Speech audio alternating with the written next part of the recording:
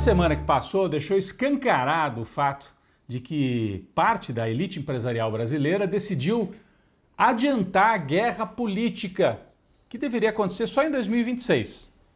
Adiantou esta guerra para deixar o governo Lula cercado. Toda a moderação do Fernando Haddad, do Lula, que praticamente não contrariaram os interesses da elite brasileira, não adiantou nada. Nesse momento a gente percebe vários movimentos para isolar e derrotar o Lula. Vamos falar bastante sobre isso hoje. São movimentos da agricultura, do setor do agro, do mercado financeiro e da mídia.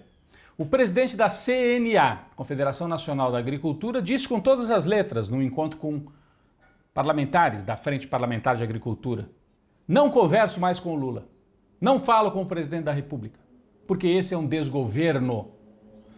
Praticamente um chamado ao golpe, ele está desconhecendo o governo constitucional do país. Houve até reação de setores no próprio agro, como Cátia Abreu, que foi ministra da Dilma. Ela respondeu, chamou esse presidente da CNA de ogro. Sindicalistas também, que estavam numa reunião internacional para discutir a questão do trabalho, responderam, disseram que o Brasil não precisa desse tipo de golpismo e que, em vez de fim do governo, o que o Brasil precisa é do fim do trabalho escravo, muitas vezes incentivado pelo agronegócio. Mas não foi só o agro, não. A movimentação do Campos Neto, presidente do Banco Central, que na semana que passou teve mais um encontro com o Tarcísio, governador de São Paulo, presidente do BC, que era apresentado como um técnico. O Banco Central tem que ser independente do governo, porque é uma ação técnica, é uma gestão técnica. Técnico. Ele está fazendo todo tipo de ação política em parceria com o Tarcísio, já pensando na eleição de 2026. Se encontraram e aí o Campos Neto fez vazar a seguinte informação: eu aceito ser ministro da Fazenda do Tarcísio, se ele for eleito. Já estão sentando na cadeira de presidente e de ministro. O Campos Neto quer ser o Paulo Guedes, o posto piranga do Tarcísio, que é um bolsonarista, governador de São Paulo. O próprio Campos Neto, nesse encontro, fez previsões estranhíssimas para um presidente do Banco Central. Disse que a economia brasileira vai desandar nos próximos anos. Ele é o presidente do BC, cabe a ele não deixar que isso aconteça. A impressão é que, assim como os terroristas lá do 8 de janeiro, o Campos Neto está armando bombas para explodir, em vez de ajudar a gerir a economia do país. A imprensa, a Folha, deu forte apoio para essa movimentação. Imagine se fosse um economista do PT, de esquerda. A manchete seria: presidente do Banco Central usa o cargo para fazer política. Não pode. Ele não se apresenta como técnico. Enfim, ficou escancarada essa estratégia. Então, o agro, o mercado financeiro, porque o Campos Neto é uma espécie de capataz dos interesses da Faria Lima e do mercado financeiro. Tenta-se criar uma espécie de fato consumado. A hora que eles falam assim, não, porque no governo Tarcísio eu posso ser ministro da Fazenda, é porque eles tentam criar um fato consumado. É como se o governo do Lula tivesse acabado. Quem é que decretou isso? O mercado financeiro? É uma tentativa de naturalizar essa ideia. O Lula está indo mal, o Haddad, podem até ficar aí enfraquecidos, desde que não adotem nenhuma medida que desagrade o mercado financeiro. Taxação de grandes fortunas, fazer os empresários voltarem a pagar imposto sobre folha de pagamento. Eles não querem pagar imposto e pressionam para que o ajuste nas contas não seja com imposto pago por empresário, mas cortando gastos de educação, de saúde e da Previdência. Querem massacrar ainda mais quem depende da Previdência Social. Desistiram de construir uma terceira via. Lembram que em 2018, 2022, esses setores aí mais liberais, empresariais, não, nem Bolsonaro, nem PT, vamos de terceira via. Não deu certo.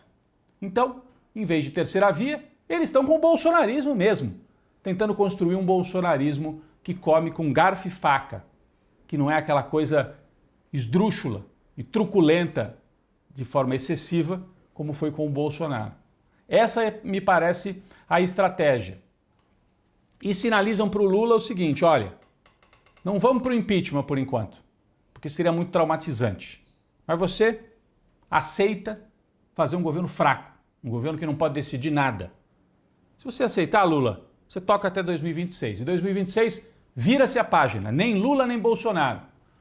Então é um grande acordão, quem está atuando muito nos bastidores. Michel Temer, sempre ele, Gilberto Kassab, dois operadores políticos destas ações, além dos interesses do mercado financeiro, que não quer nem um governo moderado como esse aí. Acham que é demais. E teria que fazer parte desse acordo Bolsonaro inelegível. Então, de um lado, Lula fraco, na cabeça deles, porque falta combinar com os eleitores. De um lado, Lula fraco, de joelhos. De outro lado, Bolsonaro inelegível. Talvez poupar o Bolsonaro da cadeia. Bolsonaro, você fica inelegível, toma uma condenação aí, não vai para a cadeia. Aí você aposenta as duas lideranças, mais à esquerda e da extrema-direita, e permite que se crie um bolsonarismo técnico, com Tarcísio, Campos Neto e o mercado financeiro deitando e rolando no Brasil. Esse é o projeto, para mim está escancarado e setores da mídia participam disso. Olha só essa manchete da Folha, uma colunista chamada Landim, que disse assim, não, o Haddad poderia até cair, só não cai porque não tem substituto. Quem que ela ouviu para escrever isso? Não sabemos. Fontes, dá a impressão que é uma fonte só. É ataque combinado. Tem a coluna aqui dela. Manchete do Globo, disse assim, o dólar está em alta por causa do Lula, porque o Lula não tem compromisso com o equilíbrio fiscal. Não, o dólar está em alta no mundo inteiro. Não é só aqui no Brasil, não tem a ver com uma fala do Lula, mas eles estão forçando essa tese. Bom, para completar todo esse movimento, não são só setores empresariais, agro, mercado financeiro, mídia. Isso tudo se reflete nas derrotas seguidas do governo no Congresso Nacional. Os parlamentares de direita e extrema-direita percebem que Lula e Haddad, o que é uma novidade, hein? O Haddad até agora vinha sendo poupado, agora começou a sofrer ataques também. Percebem que os dois perdem apoio nas elites e vão para cima do governo. Várias pautas bomba são pautadas pelo Arthur Lira, que quer mais poder e quer ser o representante político desse grande acordão de derrotar o Lula agora, não esperar 2026, derrotar agora, inviabilizar o governo de centro-esquerda, transformar num governo que não tem grande peso para o país. Bom, entre as pautas aprovadas, há várias, né? Por exemplo, esta que cria limites para as delações premiadas. Tiraram um projeto que estava lá na gaveta há vários anos. Para quê? Para tentar cancelar a delação premiada do Mauro Cid, que é uma das bases para prender o Bolsonaro. Então faz parte desse acordão, né, que eu estava falando. Bolsonaro fica até inelegível, mas vamos evitar que ele seja preso? Agora, o maior absurdo da semana foi esse projeto de lei que ficou conhecido como PL do estupro. O que quer dizer isso? Extrema-direita, pastores evangélicos, pessoal aí bolsonarista, propôs um projeto de lei para igualar o aborto ao homicídio. Depois de 22 semanas, se a menina, adolescente tiver que fazer um aborto, ela vai ser penalizada como se fosse homicídio. Qual é a consequência disso?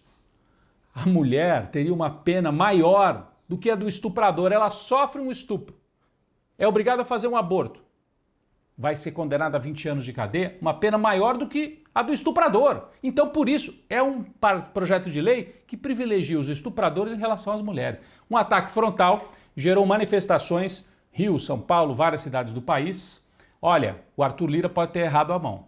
Ele colocou para votar em caráter de urgência, atropelou a Câmara. Eles não têm maioria para aprovar isso.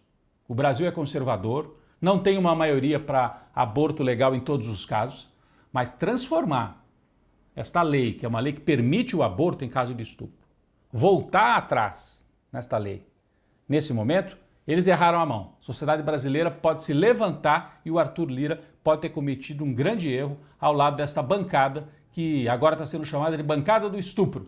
Já tinha bancada da bala, do boi, da Bíblia, agora nós temos a bancada do estupro, manifestações nas ruas, muita gente indignada com o que está acontecendo. A pergunta é, qual é a saída para o Lula? Aproveita esta onda, tira o governo das cordas e vai para o debate? Ou fica ainda mais moderado, transformando o governo num governo que praticamente não decide nada? A saída, no meu entendimento, é algum enfrentamento. Algum enfrentamento tem que ser feito, mesmo que seja para se isolar dos setores da elite que já não querem muita conversa com o Lula mesmo. Então, ou ele aceita a realidade e faz esse enfrentamento, ou a situação pode ficar mais dramática para o governo ao longo dos próximos meses.